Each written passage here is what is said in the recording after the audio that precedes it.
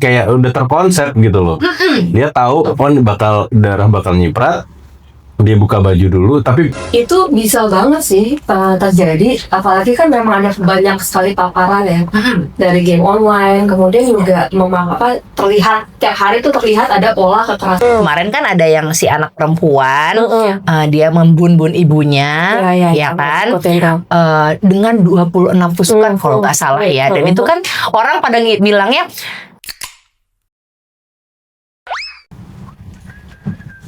netes lagi. netes apa sih? Semata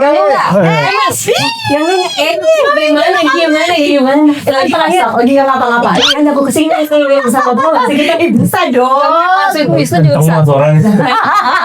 Juga ibu-ibu. Iya, ikut boleh. Ikut aja sini. Iya. Ibu juga kan.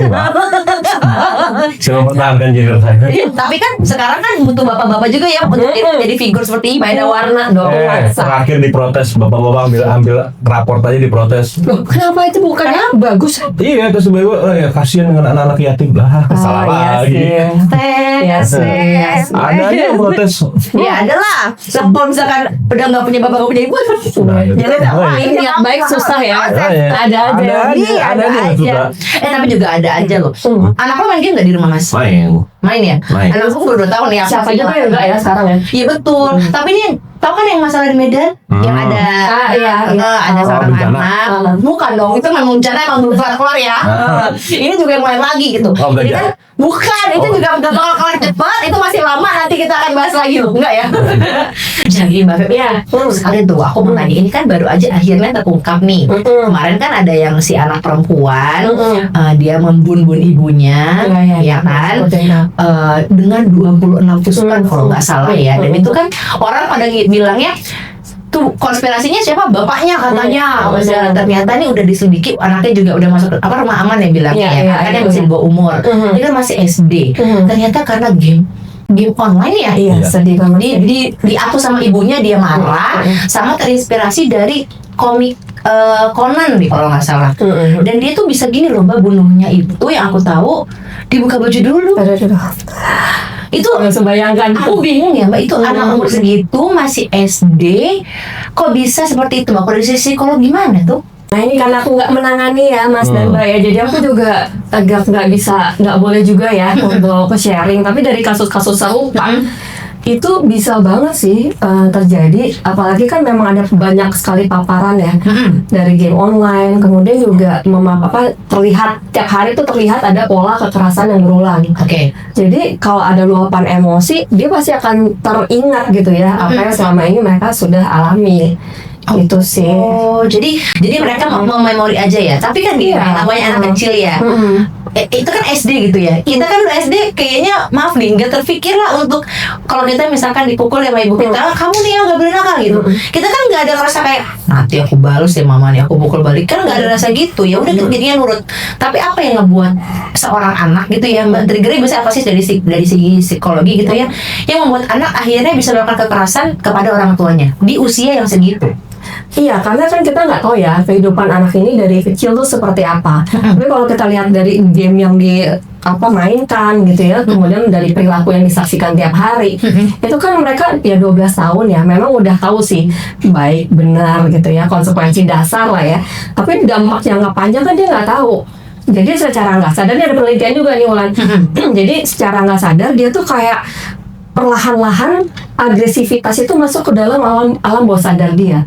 Jadi ketika ada trigger, jeder aja tuh ledakan emosi, diikuti dengan perilaku yang buat kita tuh kayak nggak masuk akal gitu. Jadi karena itu ya, yang aku tahu juga kan katanya ibu bapaknya juga lagi nggak harmonis. Nah, kalau dari segi anak kecil nih Mbak, kan banyak ya mungkin mengalami perceraian. Iya. Dan mungkin anak-anak itu kan tidak semuanya bisa menangani hal tersebut dengan smooth gitu ya. Iya. Nah, sebagai orang tua as a parents gitu, sebenarnya kalau misalkan nih, ya amit-amit ya, kita kenapa nih rumah tangganya, ya mungkin yang udah punya anak nih ya, nggak usah cerainya dulu deh. Di rumah kita berantem sama pasangan kita, anak kita lihat. Nah, hal apa sih yang bisa kita lakukan supaya tidak dia tidak trauma atau dia juga jadi tidak membenci orang tuanya atau dia membenci diri dia, karena kan ada rasa kayak gitu. Ya jadi pas anak lihat ya langsung berhenti dong ya. Kita sebagai orang dewasa harus bisa ngendaliin diri. Wah ini anak lihat gitu kan. Jadi ketika suasana udah tenang langsung minta maaf. Dan kita harus state bahwa itu adalah perilaku yang salah gitu. Jadi kita sebagai manusia nih, orang tua kan juga bisa lakukan kesalahan. Ini yang salah. So kamu jangan ikutin yang salah. Yang terjadi kan ada pada kasus-kasus serupa itu kan anak ini belajar secara salah, menganggap bahwa oh tiap hari aku ngeliatin kayak gini berarti ini bener ya, berarti ini bener ya, kalau normal gitu. Itu normal ya gitu. Kalau aku emosi ya aku bisa lakukan kekerasan dong gitu. Nah ketika tadi yang Wulan bilang ya itu kan salah, kita harus lakukan pembenaran itu bahwa ini yang salah, yang benar tuh seperti apa, sehingga anak nggak salah belajar gitu. Oke, jadi dia bisa kita yang ngasih pengertian ya. Tapi apakah itu bisa menyembuhkannya, Mbak? Maksudnya gini, aku terlahir juga dari anak yang broken home gitu. Dan jujur aja sampai sekarang kadang itu masih ada rasa itu gitu loh. Masih suka bukan kebayang ya. Dulu kayaknya pernah gini di orang tua aku. Nah itu untuk menyembuhkan dengan diri sendiri. Misalkan sebelum kita ke psikolog, ada nggak sih Mbak cara-cara dari orang tua ke anak atau anaknya sendiri harus bagaimana gitu yang udah mengerti ya? Iya, kalau dari orang tua ya pasti tadi ya komunikasi harus terbuka bahwa kita ada permasalahan nih sehingga kita nggak bisa bersatu di dalam satu rumah. Apa yang terjadi bisa jadi berantem dan lain sebagainya. Jadi kita harus tinggal berpisah, tapi kamu sebagai anak tidak akan kehilangan salah satu dari kita. Nah itu harus disetujui juga. Jadi jangan ego, oh ini anak saya, kamu lebih ini, enggak gitu. Karena kan anak itu tidak bisa memilih orang tuanya ya. Nah jadi kita sebagai orang tua harus bisa seutuh mungkin mendampingi anak-anak. Kalau dari anak sendiri apalagi sudah beranjak dewasa, coba untuk terapi memaafkan gitu. Memaafkan kan bukan berarti menerima apa yang sudah terjadi atau dilakukan ke kita ya, tapi supaya kita tuh bisa legowo lah, bisa move on, bisa ikhlas gitu loh jalaninnya gitu. Aduh sulit juga ya. Susah banget. Ya mungkin si anak yang ini kalau kita mengacu ke kasus tadi kan memang ternyata orang tuanya pun sedang tidak baik-baik saja katanya, dan ternyata ibunya pun suka melakukan kekerasan juga ke anak. Ya walaupun kita nggak tahu itu kekerasan gimana, kadang-kadang kan kita juga punya anak suka kesel juga gitu ya. Ya nggak sih Pak, maksudnya juga punya batasan kesabaran. Lu pernah marah nggak sih Mas sama anak lu? Apa? Pernah marah nggak sama anak lu tuh? Sering, cuman ya gue dididik generasi VOC ya. Cuman nih gue memodifikasi dengan VOC 2.0. Apa tuh Mas? Jadi baru dengar kayaknya beda teorinya ya. Jadi masih ada word of affirmation juga. Mungkin misalnya ini salah gitu loh, dan dia mengulangi 3 kali, baru gue marah gitu. Kalau dulu kan sekali selesai gitu. Gue biarin 3 kali. Gue bilang, ayah udah bilangin 3 kali kamu nggak dengar. Ayah panggil nggak dengar, ayah kasih ini nggak dengar, kamu kerja ini nggak mau. Ya udah, berarti sekarang punishmentnya apa sih nih? Handphonenya. Ini. Diambil handphonenya ya? Nggak cuma diambil handphonenya, udah sini, ayo kita pergi, kita jalan, maksudnya no phones allowed. Ya gue juga nggak akan pakai handphone. Jadi semuanya. Jadi gue karena gue lebih sering sama anak gue, ya udah gue sama anak gue, ya udah kita jalan aja, naik motor kemana segala macam, udah nggak ada handphone, nggak ada games, kita ngobrol gitu. Lebih enak. Dan kalau gitu misalnya gue emang udah bener-bener anak kelewatan, memang adalah spanky dikit ada kan? I spank the monkey. Ya, tapi cilik lah ya, nggak yang gitu ya. Nggak full dari sini kok kangennya. Oh iya. Gue kan waktu dulu kecil dari sini kok kangennya kan. Nah, sini udah 30 ya. Cuma maksudnya gue nanya, kenapa ya sampai kayak gitu? Karena kamu udah kelewatan. Nah, kamu udah nggak bisa toleransi. I'm sorry, but that doesn't mean that I hate you. I love you. Dan it hurts for me gitu. Gue nggak suka ngelakuin itu ke anak gue. Ya karena gue dari kecil gue tahu kayak dia kayak gimana. Gue juga nggak suka. But I have to gitu, karena gue menunjukkan lo sama gue masih otoritas gue adalah orang tua lo. Nanti once lo udah remaja, gue akan menjadi temen lo.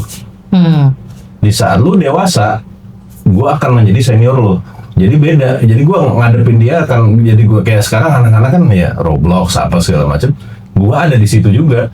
Jadi anak gue main apa, gue sih liatin, kamu main apa, main ini, enggak, ini enggak bagus. kan Roblox tuh banyak kan, Banyak, ada iya. ribuan games. Aku bilang yang ini nggak usah, kamu main ini, coba komennya mana, matiin semua. Jadi anak gue main hanya bisa online sama teman-teman yang gue approve. Iya. Oh, jadi ada dampingan. Jadi Ada anak-anak juga, ini misalnya ya. kayak, jadi ada grup bapak-bapak, besok kita Serius? serius grup bapak-bapaknya. Lucu banget. Ternyata. Itu ada ya ternyata. Jadi bapak-bapaknya itu aktif lihat anaknya main game. Misalnya lo anak lo ngapain? Lagi main Roblox, game apa? Game ini. Oh, Raga bisa masuk nggak? Ya udah bisa masuk nggak? Tentang Kai, itu Raga masukin juga. Ya ini soalnya udah penuh, kamu main sama siapa gitu. Karena ini nggak gue kenal nih siapa lagi yang masuk ke games itu kan. Bilang ya udah nanti aja dulu, kamu main sama ini dulu.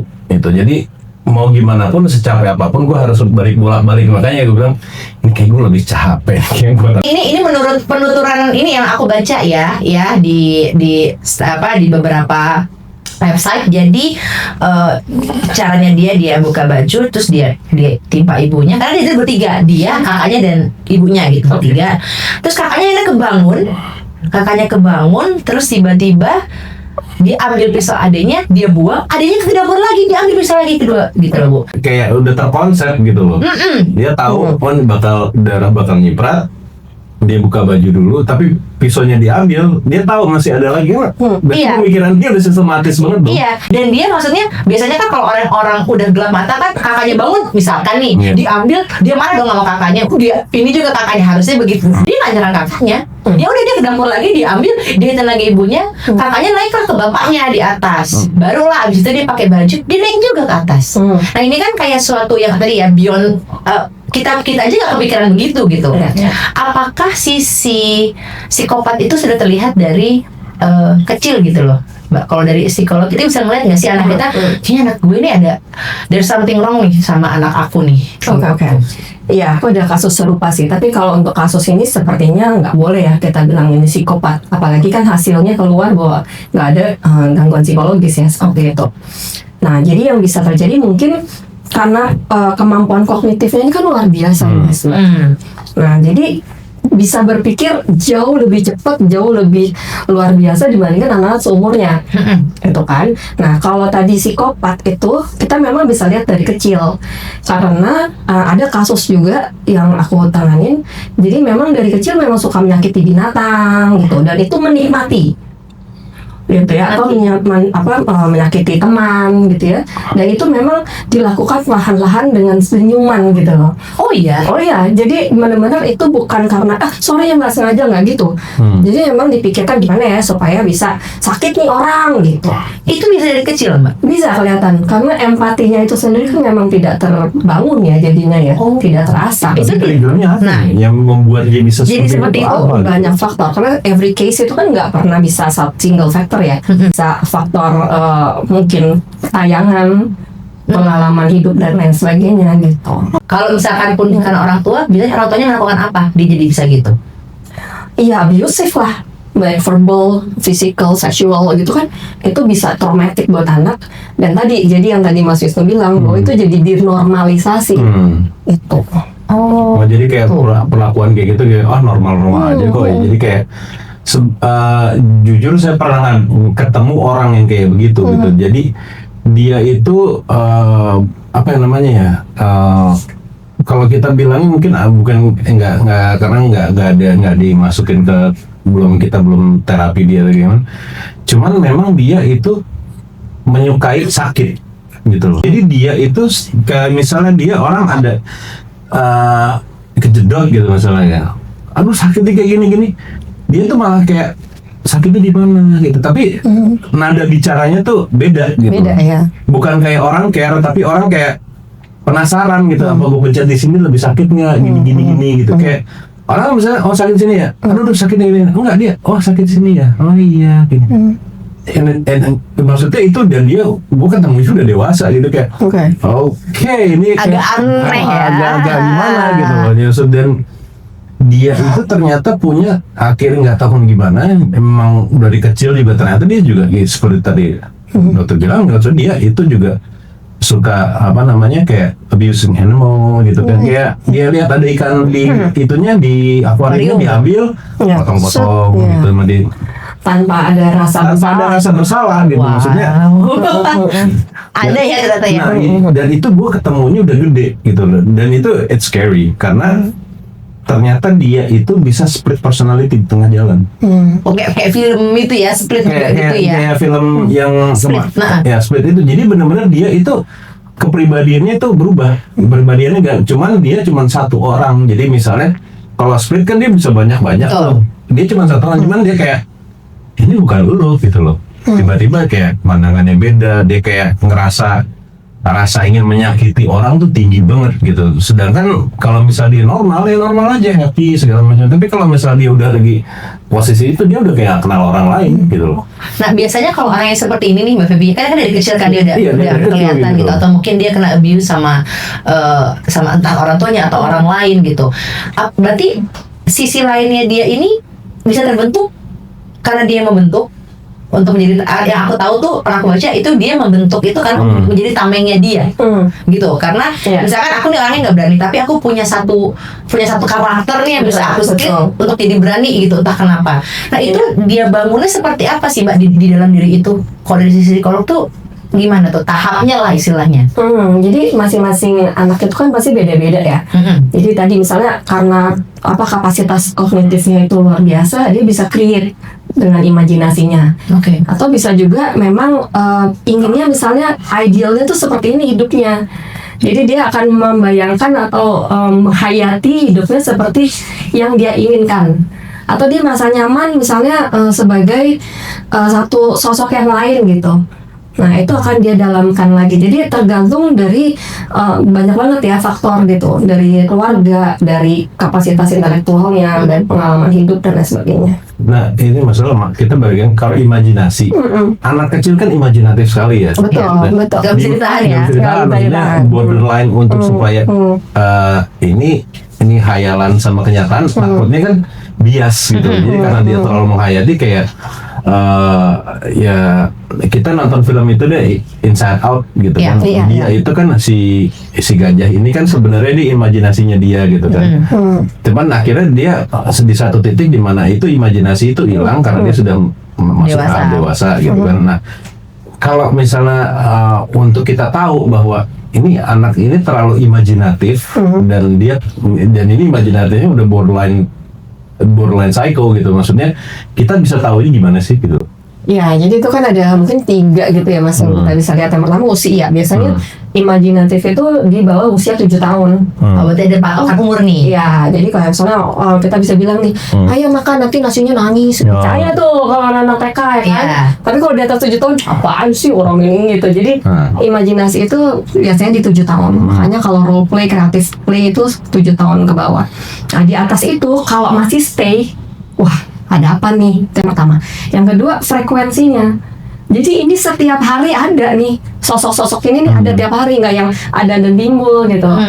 Dia bisa muncul almost every day. Kemudian yang ketiga itu intensitas.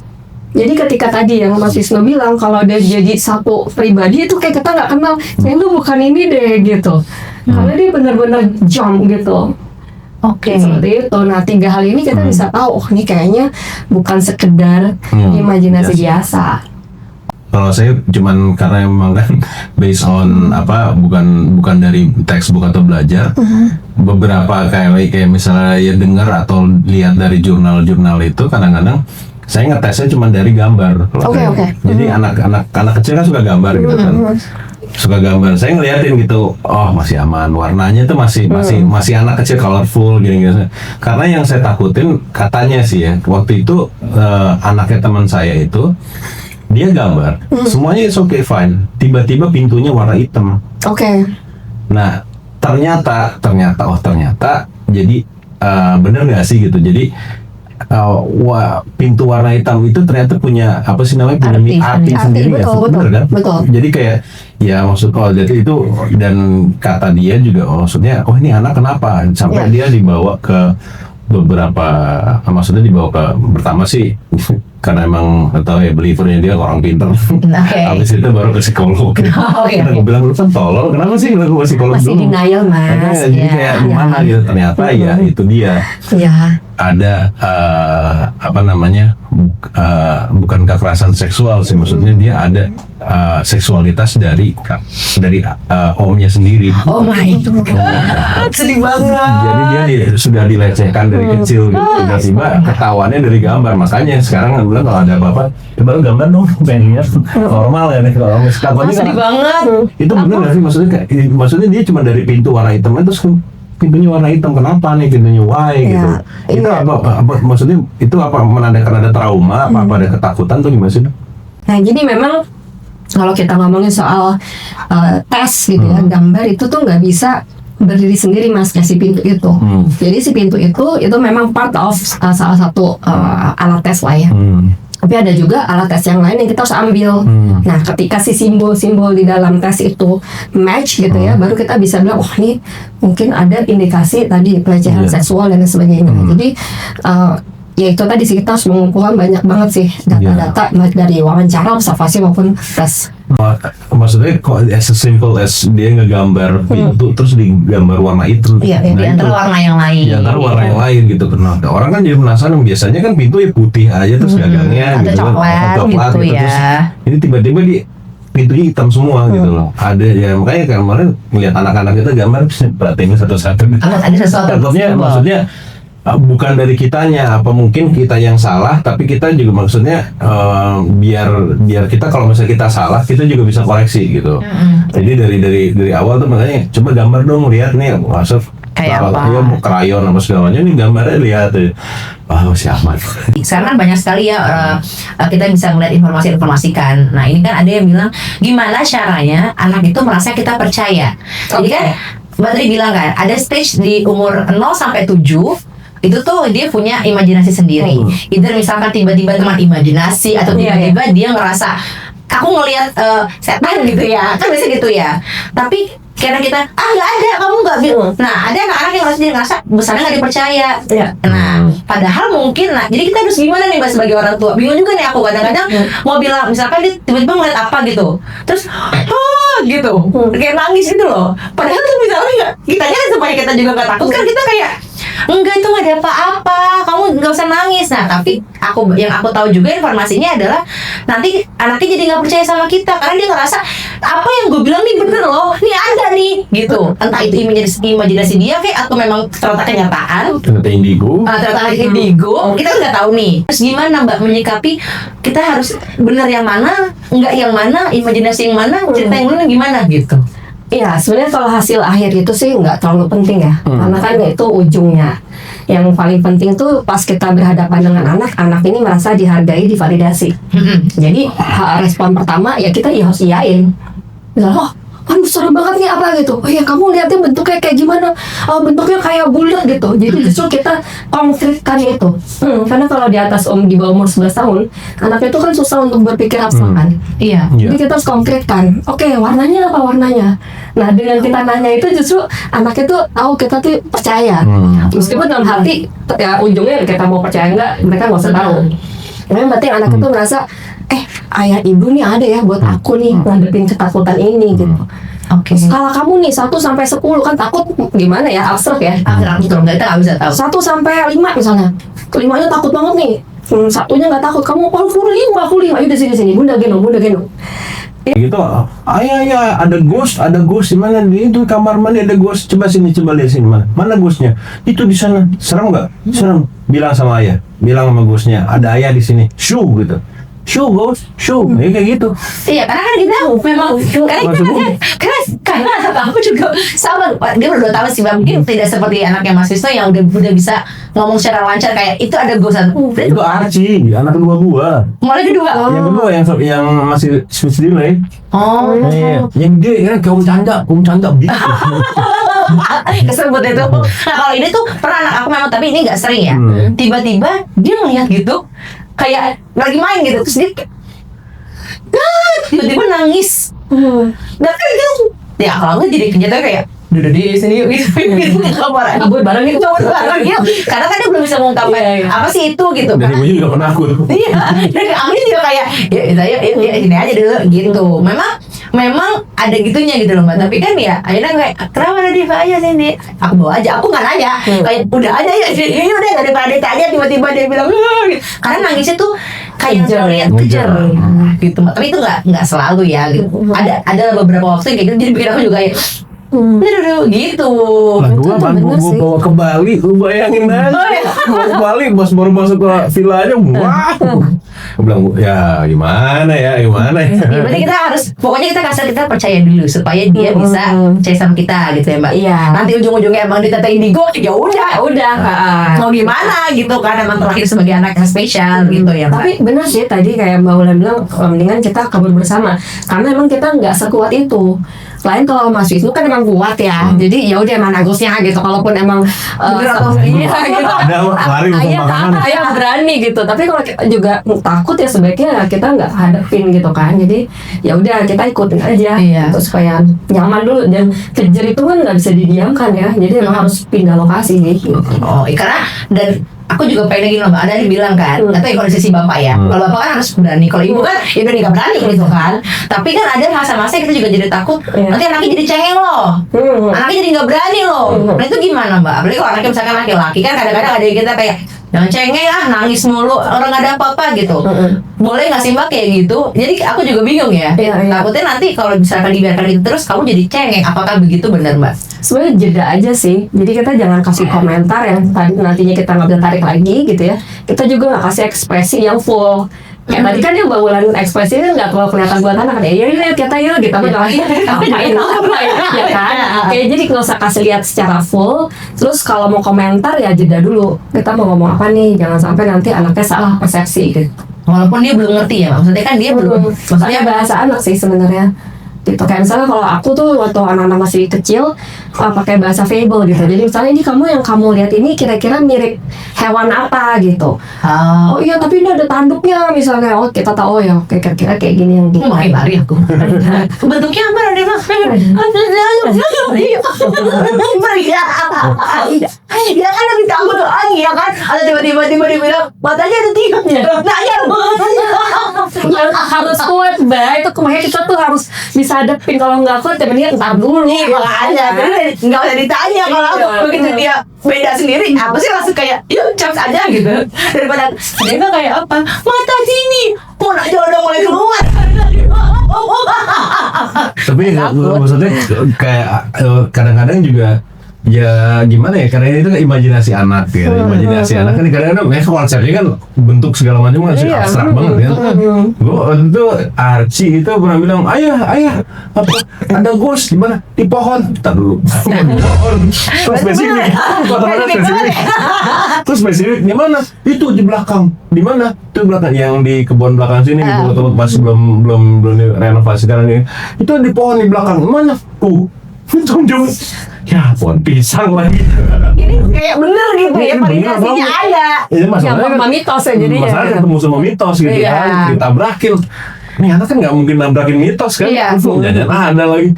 Oh ya biarin aja lagi nongkrong di sini. Udah nggak bisa diganggu. Sebagai orang tua sebenarnya gimana Mbak? Apakah memang kita harus benar-benar mentemboki anak kita? Kalau tadi kan Mas Wisnu bisa istilahnya untuk menemani, tapi kan tidak semua orang tua bisa menemani anak di rumah gitu, ataupun tidak semua orang tua bisa untuk ketika anak mau main dia cuma bisa bosan lah orang tuanya atau mungkin punya pekerjaan lain gitu. Nah jadi harus gimana Mbak sebenarnya menjadi orang tua modern di saat seperti ini? Apa sih cara-cara kita supaya anak kita enggak terbelakang dalam arti kata kan teman-temannya main nih dia nggak punya kan kasihan juga gitu kan, tapi menahan juga supaya dia nggak kebablasan terlepas dari kita nggak bisa nemenin mereka untuk main gitu misalkan. Iya sebenarnya sebelum kan yang ngasih jadi udah kita ya. Jadi sebelum kita ngasih kita kasih pilihan dulu nih. Nah ini kamu mau jadiin game ini jadi lawan atau jadi kawan? Ya jadi kawan dong. Oke jadi kawan ini aturannya. Makanya di ruangan mana, durasi itu penting banget. Karena semakin yang agresivitas gitu ya, itu kan juga terkait sama durasi. Jadi makin panjang durasi yang disaksikan, ya makin tinggi lah agresivitasnya. Jadi konten itu kita juga pilih, waktu kita pilih, pendampingan juga pastinya. Tadi keren banget sih Mas Wisnu ikutan main gitu ya. Jadi tahu nih yang ada di dalam sini nih siapa gitu. Nah, ketika boundaries ini kamu lewatin, sorry ya, tadi Mas Wisnu aku ambil ya. Sorry nih, karena ini nggak jadi kawan kamu lagi, ini udah jadi lawan. Nah, di situ anak tahu bahwa ini kok kontennya agak-agak hati nuraniku kayaknya bergejolak ya, kayaknya nggak enak nih. Pasti dia akan ini udah jadi lawan nih, udah nggak jadi kawan. Ini jadi kayak point of view itu sih yang kita tanamin ke anak, bahwa rasa bersalah itu penting dan kamu punya pilihan untuk tidak melakukan itu gitu. Kalau seandainya Mbak udah terlanjur, ibu bapaknya kerja, ngerti kan Mas ya? Ibu bapak kerja, dia mungkin di rumah cuma sama Mbak, kan ada yang gitu ya. Kadang kita tidak bisa memilih gitu untuk hal seperti itu.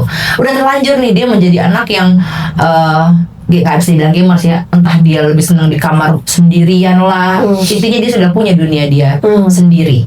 Sebagai orang tua kita harus gimana Mbak? Mungkin kalau udah terlanjur ya kita bilangnya. Jadi sebenarnya kita harus tahu juga sih kategori dari kecanduan itu ya. Karena kalau anak ini belum kecanduan itu masih sifatnya kan refreshing aja gitu. Tapi ketika sudah kecanduan, misalnya kayak mudah marah, udah mulai ninggalin kewajiban gitu kan, kayak mandinya susah lah, makannya susah, nggak mau belajar, narik diri dari lingkungan sosial kayak gitu. Nah, kemudian hubungan koneksi kita udah mulai jauh nih gara-gara si game ini. Nah, itu sebaiknya kita ajak ngomong sih bahwa gara-gara gadget lah ya istilahnya. Iya, bahwa ini banyak dampak negatifnya loh buat kamu gitu. Kamu jadi kehilangan ini, kamu sadar nggak? Nah, jadi kita kurangin ya. Jadi nggak langsung diambil, apa sih anak ngamuk lah, namanya udah adiktif ya. Nah, tapi pelan-pelan kita kurangin, kita ganti sama aktivitas yang mau nggak mau orang tua berkorban untuk meluangkan waktu main bareng gitu. Nah, jadi itu akan nantinya akan balik lagi tuh ke jadwal awal. Itu takes time, nggak bisa instan. Di aku aja tuh ada kasus 2 minggu itu baru mulai terlihat ada perubahan. Gitu. Nah, dan selama 2 minggu ya antumnya luar biasa. Harus ada ibu bapak atau salah satu boleh atau gimana Mbak? Tergantung karena kan setiap keluarga itu nggak selalu komplit ya. Artinya bisa aja ayahnya ada tapi nggak hadir misalnya gitu ya, atau dan lain sebagainya lah. Banyak kan gitu, ayah ada tapi nggak hadir. Ya, jadi bagaimana kita bisa memaksimalkan sih peran keluarga ini gitu. Jadi kitanya pun juga idealnya keduanya hadir. Itu. Gue mau ajak Basil lagi. Emang kita Basil aja. Nah, iya deh. Aku lagi agak di telepon sama bunda nih. Udah iya.